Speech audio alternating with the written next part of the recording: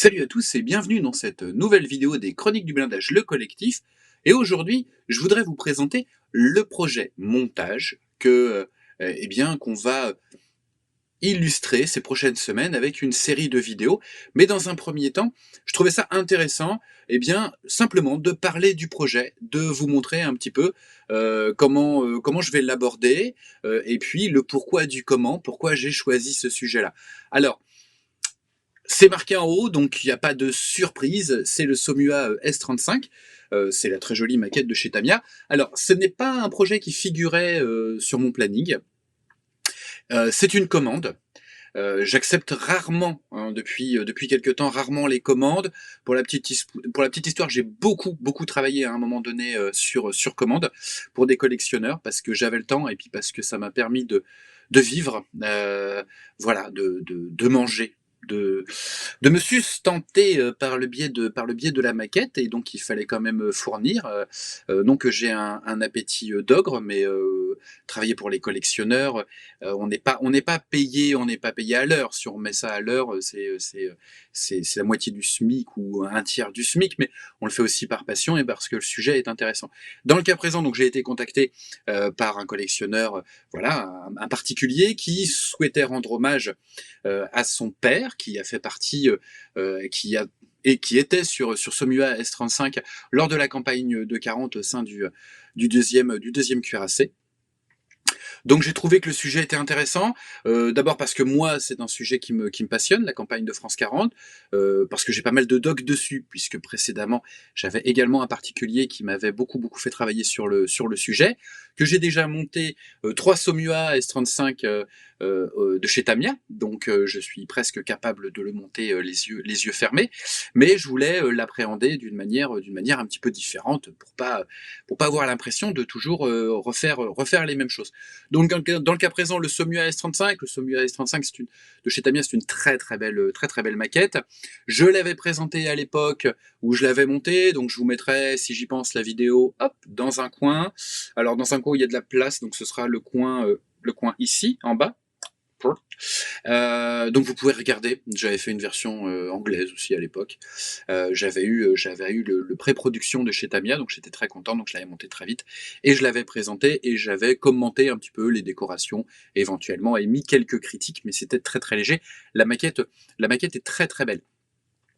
En ce qui concerne en fait la démarche, j'ai eu accès du coup à énormément de documents. La personne qui m'a commandé ce montage m'a fourni énormément de documents, notamment le journal de marche du deuxième cuir. Donc on a pu essayer ensemble de déterminer, parce que c'était assez compliqué là-dessus, on n'a pas d'informations, déterminer sur quel char il avait pu être, à partir des informations qu'on a recoupées.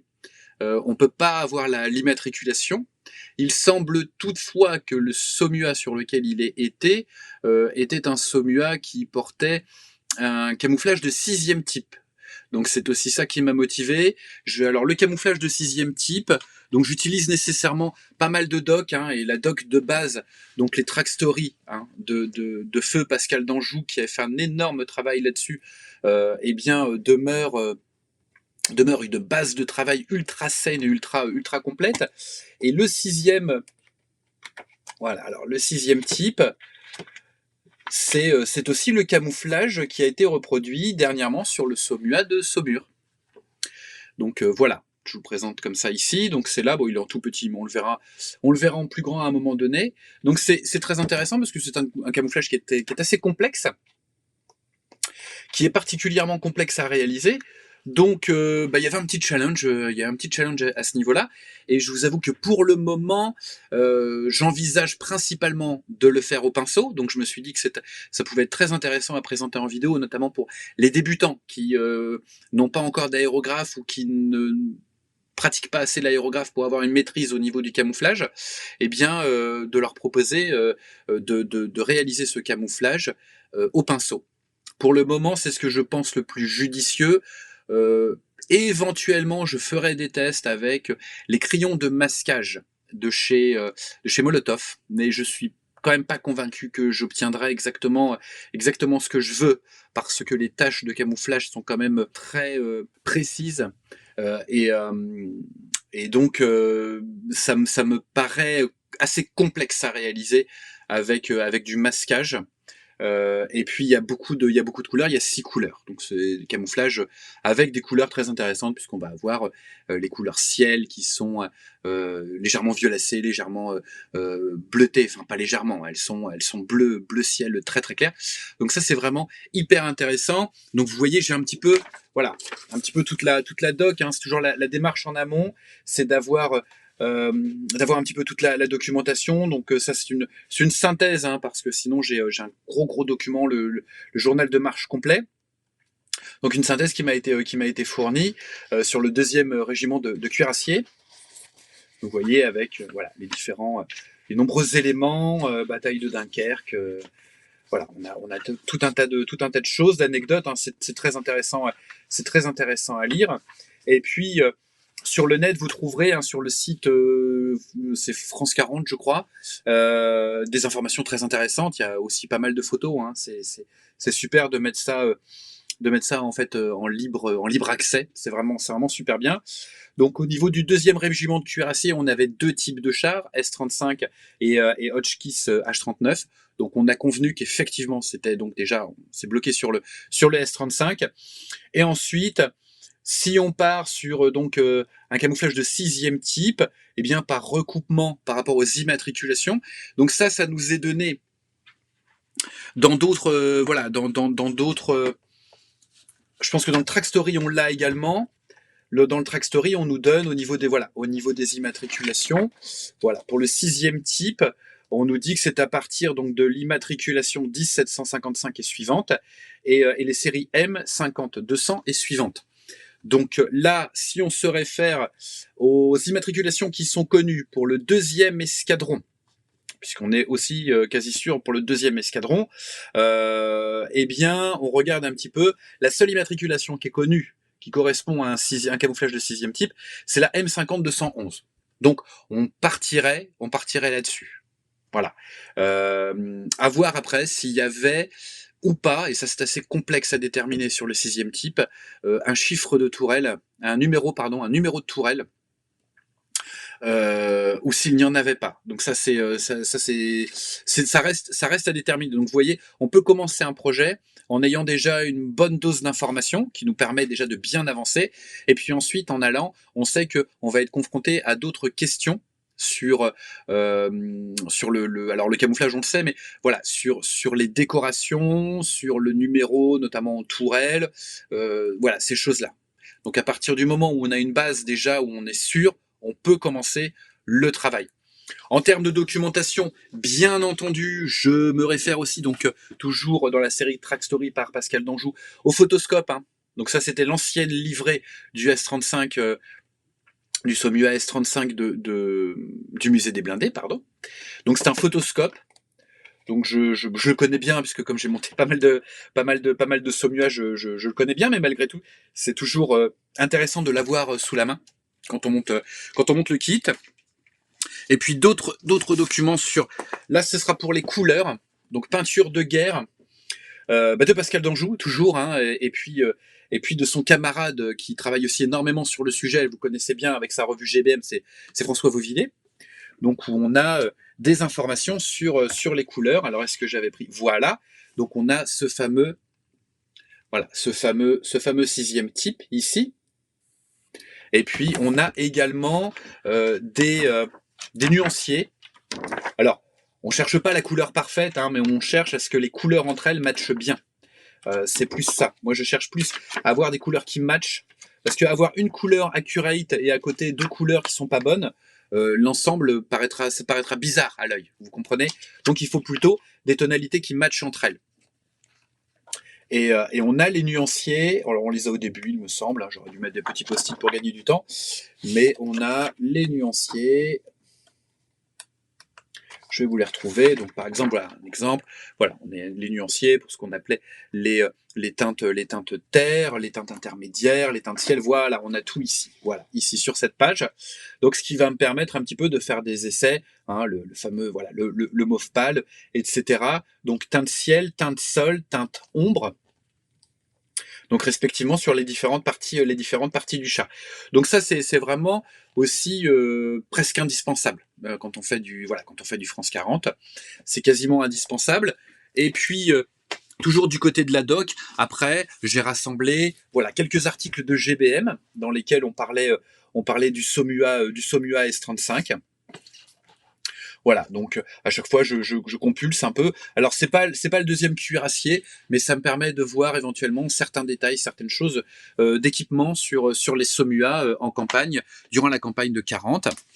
Et puis on a l'encyclopédie, donc tous les blindés de l'armée française de 1914 à 1940 par François Vauvillet, qui a été récemment réédité, donc profitez-en. Les livres de François en général, quand on les trouve plus, ils s'arrachent à prix d'or. Donc profitez des rééditions, hein, c'est quelque chose à avoir dans sa bibliothèque. Donc je regarde un petit peu ici et là. Donc non, ça c'était pour un autre sujet. Hop. Voilà, donc du côté des Somua, donc on a voilà, donc cinquième marché pour le camouflage de sixième type. Donc avec, vous avez vu, il y a une petite différence au niveau des couleurs. Donc ça ce sera à déterminer quelle est la version définitive pour l'interprétation des couleurs. Mais je pense que là, moi, je rajouterais bien quand même une couleur ciel bleu, hein, bleu ciel, quelque chose comme ça. Mais vous voyez que pour faire du masquage là-dessus, c'est complexe et que ça va être quand même, je pense, beaucoup plus simple d'attaquer ça au pinceau. Ou peut-être de commencer à l'aéro et ensuite d'attaquer au pinceau, à voir, à déterminer. Donc ça, c'est pour tout ce qui est recherche en amont. Donc là, dans le cas présent, les décisions se prennent en communiquant hein, avec le commanditaire du projet. À chaque fois que j'ai quelque chose, une idée, quelque chose comme ça, je lui en fais part. Donc ça, c'est pour la démarche. C'est une démarche qui est spécifique, travailler pour un collectionneur. Il faut choisir son sujet.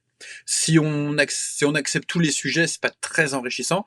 Après, je peux comprendre qu'il y ait des besoins financiers à un moment donné. Moi, je l'ai fait. J'ai eu la chance, moi, à l'époque, d'avoir seulement 2 collectionneurs qui me prenaient toute ma production.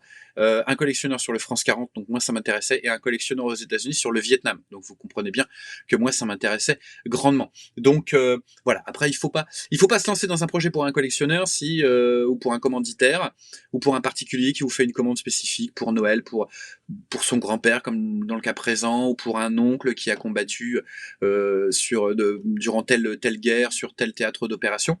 Faut pas accepter si le modèle vous rebute. Parce que voilà, c'est plus un challenge là, ça va être une croix que vous allez porter tout au long du montage. On regarde donc ce Somua. Donc j'ai prévu un montage quasi from the box parce que la maquette d'origine est très très belle. Je vais toutefois lui adjoindre. Alors, je vais passer sur l'autre caméra pour qu'on voit mieux. Hop. Je vais lui adjoindre donc des nouvelles trappes moteurs avec aération, qui sont plus fines que celles de chez Tamiya, et qui présentent une texture là, qui ont une texture de fonderie, alors que celles que vous avez sur le Tamiya, elles sont toutes lisses. Donc voilà, donc de chez Oler. Donc c'est une petite add-on en résine, et puis le set de photodécoupe. Alors voilà, je vous montre la référence parce que je l'ai déjà ouvert. Le petit set de photodécoupe qui comprend également voilà les sorties de pot d'échappement. Donc ça c'est pas mal. Et puis, alors les systèmes d'attache des barres latérales pour fixer les coffres. On va en discuter après de ça. Et puis des petits points d'accroche. Donc ça je vérifierai bien que c'était sur les versions françaises et pas ensuite sur la version Beuthe qui a été réalisée par les Allemands. Donc quand on a comme ça juste ne serait-ce qu'un kit et un petit ensemble de photodécoupe, faut regarder avant de commencer. Il faut regarder les 2 notices ensemble. Je vais d'ailleurs sortir les 2. Il faut regarder les 2 notices ensemble et puis se faire des petits repères pour éviter de se perdre, pour éviter d'assembler une pièce en plastique qui au final aurait dû être en photodécoupe et vice versa. Hein, de bien se repérer. Donc bon, c'est assez succinct, c'est une petite planche de photo découpe. Mais là, du coup, c'est bien pour l'exemple. C'est pas un gros feuillet Edouard, un big head. Mais la démarche serait la même. Là, comme ça, c'est plus simple de comprendre. Pour vous expliquer un petit peu la démarche. Donc, j'ai regardé. Toute cette phase-là se fera normalement. Voilà. Et puis, voilà, à partir d'ici, donc là, j'ai entouré parce que je vais avoir des éléments en photo découpe qui vont venir remplacer ici les renforts, les plaques boulonnées.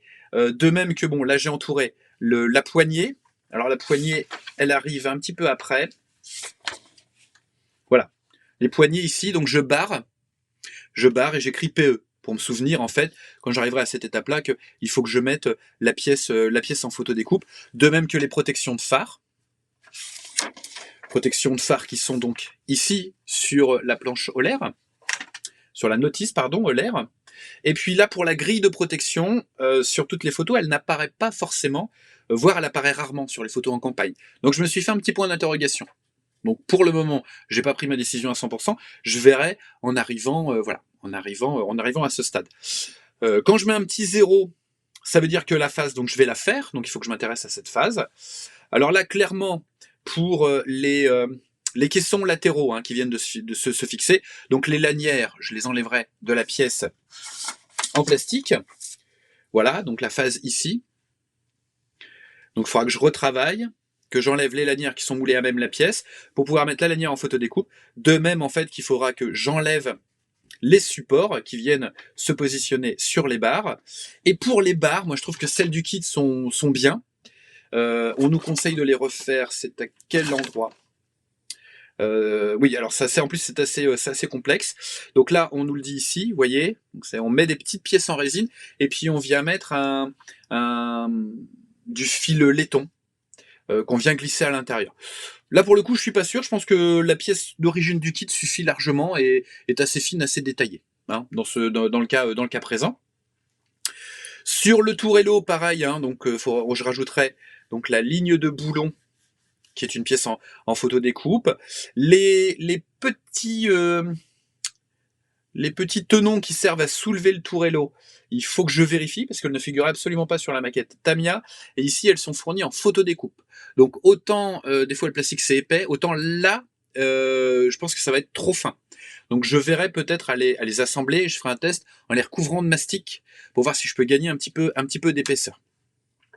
On aura des trous donc à percer sur le dessus du tourello. Donc on a toutes les cotes. Donc ça ira assez vite. De même questionnement, j'ai pas mis de point d'interrogation, mais au niveau des supports de l'autre bord, je sais pas si c'est opportun de mettre la pièce en photo découpe.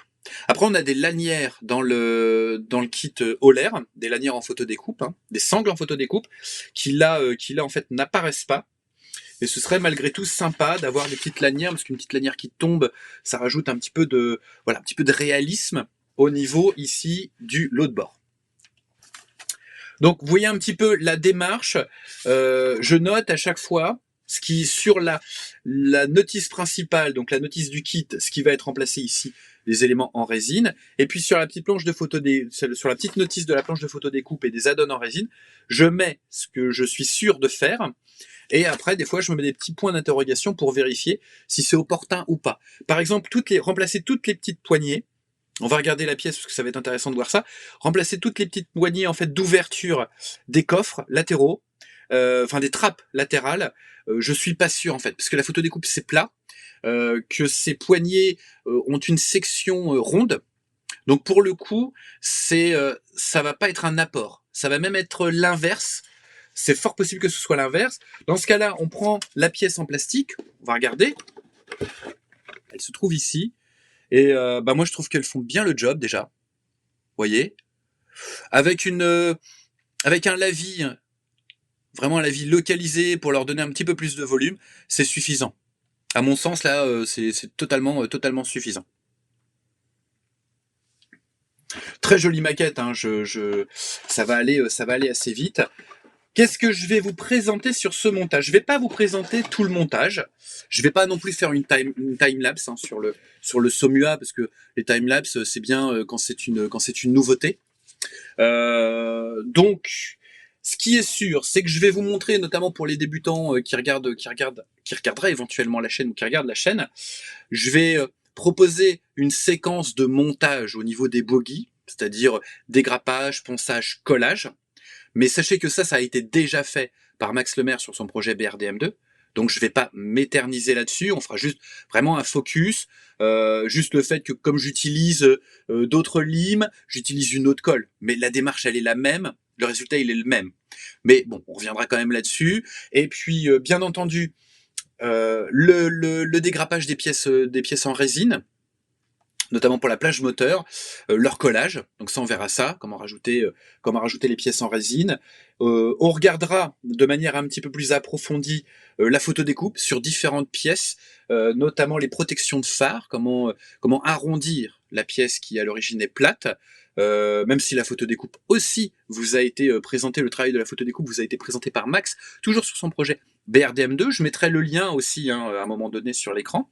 Donc on regardera ça. On regardera aussi je vous montrerai aussi comment refaire une texture de fonderie légère. Moi, c'est ce que j'ai fait sur ce que j'ai refait sur tous mes Saumua, mais légère, hein, pas rugueux à la soviétique, mais juste voilà, la tourelle, c'est de l'acier moulé, donc il y a une petite texture, donc refaire ça, et puis éventuellement voir si on refait les numéros de fonderie ou pas sur la tourelle.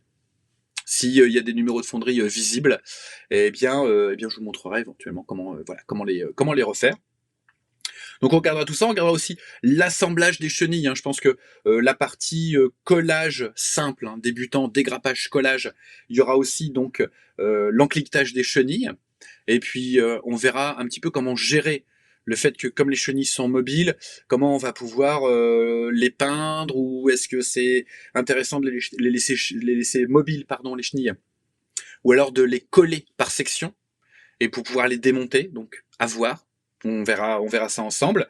Et puis, au niveau de la peinture, ce qui est sûr, c'est qu'on verra comment le camouflage va être réalisé. Voilà. Donc, très probablement, un camouflage au pinceau, sur un après clair, peut-être même un après zénital, donc ça, on verra. Et puis après, peut-être qu'on envisagera quelques étapes de vieillissement. Alors là, c'est un modèle qui doit rester très clean, voilà, c'est une demande, le modèle doit rester très clean, donc je ferai juste en sorte de mettre les volumes en valeur avec des huiles et des brossages à sec notamment, très léger voilà, et puis des lavis localisés pour donner et de la profondeur et du relief, pour qu'on distingue bien les détails, et puis simplement, le train de roulement sera naturellement légèrement empoussiéré, et il y aura quelques traces de carburant et quelques traces de graisse au niveau des points de graissage à l'arrière sur le train de roulement. Donc voilà un petit peu le programme pour ce S35. Pour la partie huile, je m'éterniserai pas trop parce que j'ai prévu de vous faire une série de mini tutos ultra spécifiques sur tout ce qu'on peut faire avec les huiles. Donc à chaque effet, il y aura une petite vidéo, donc je suis en train aussi de vous préparer ça avec les produits que j'utilise, et d'ailleurs comment je travaille avec mon nuancier que vous avez pu apercevoir dans la vidéo dans la time-lapse du Spitfire, la deuxième partie. J'ai un nuancier, je prépare mes mélanges, c'est tout un rituel que moi j'aime beaucoup. Je prends du temps à préparer mes mélanges, à préparer mes teintes sur ma palette. Je trouve ça très reposant, je trouve ça très relaxant. Et ça me permet en même temps de réfléchir à comment je vais les utiliser, quelle couleur, etc. Il y a vraiment, je travaille de moins en moins vite. Je vais donc de plus en plus lentement, en toute logique. J'aime bien maintenant vraiment prendre mon temps. J'aime bien laisser durcir à cœur mes peintures, des choses que je faisais pas avant. J'aime bien me laisser le temps de la réflexion au fur et à mesure du processus. C'est quelque chose que j'apprécie vraiment, et c'est quelque chose qui me permet du coup de travailler sur plusieurs projets en même temps. Et de ce fait, je peux vous dire que j'introduirai très prochainement le second montage, qui sera un avion, voire très probablement un diorama mettant en scène un avion au 1/32e. Et voilà, avoir au moins 2, en fait j'ai 3 à 4 sujets en parallèle. Il y a des sujets que pour le moment je veux pas présenter parce qu'ils concernent quelque chose de personnel, un challenge personnel. Mais voilà, je suis sur 3 ou 4 projets en même temps. Ça me permet de laisser des projets un petit peu en jachère, pas très longtemps, 2-3 jours, mais ce qui me permet d'avoir du recul quand je reviens dessus. Ça, c'est hyper important, hein. On a tous remarqué la chose. Le soir, on bosse jusque très très tard sur, imaginons sur une figurine, sur le visage d'une figurine. On se dit, ah, c'est cool, super, je vais me coucher. Et le lendemain, on regarde et on dit, mais c'est de la merde. Et on recommence tout. Donc c'est pour ça qu'il faut, voilà, se donner cette possibilité d'avoir du recul et de se dire, tiens, je vais refaire l'effet que j'ai fait. Voilà, c'est important aussi. Je travaille de plus en plus en aller-retour. À partir du vieillissement aux huiles, je fais beaucoup d'aller-retour. Je fais pas du tout un vieillissement linéaire où je fais les lavis, éventuellement des brossages, éventuellement des effets. Non, je fais des lavis. Je refais des petits effets de dégradé avec des huiles. Je repasse ensuite un lavis si ça me convient pas, et j'avance jusqu'à la fin. Et puis si à la fin je trouve que mes lavis sont pas bons, je reviens sur les lavis. Donc voilà, donc ça peut être assez complexe. Il y a une démarche linéaire, mais après il faut savoir que à partir de certaines étapes, au-delà de cette démarche linéaire, à partir de certaines étapes, eh bien en fait vous pouvez faire des allers-retours. Voilà. Si tout fonctionne, vous faites en linéaire. Et si ça vous plaît, voilà. Les étapes vont se succéder, mais je fais ça de moins en moins. Je reprends à chaque fois, ma boue sèche, elle me va pas, je la reprends alors que j'ai fini la boue humide, mais du coup je reprends un petit peu la boue humide pour équilibrer. Mais il faut du coup se laisser le temps. La maquette, c'est pas une question de vitesse. Il y a absolument, c'est tout sauf une question de vitesse, et il faut prendre son temps. Alors par contre, quand on aime faire de la maquette, quand on aime enchaîner les heures de travail, de peinture, etc., et ben du coup, ce qu'on fait, c'est qu'on travaille sur plusieurs projets en parallèle. Et comme moi, j'aime aussi beaucoup l'avion, ça me permet de passer du char à l'avion. Et j'aime aussi la science-fiction. Donc j'ai aussi un projet science-fiction, voilà, qui est en cours. Un très gros projet en fait. Je sais même pas si je le finirai un jour, mais voilà, ce qui me permet, quand j'en ai un peu marre du militaire qui roule, et ben je fais du militaire qui vole. Puis quand j'en ai marre du militaire tout court, je fais de la science-fiction. Comme ça, je suis libre de choisir mes couleurs, mes teintes. Je me lâche. Voilà, c'est enrichissant. Faut s'ouvrir comme une fleur qui ouvre ses pétales au printemps.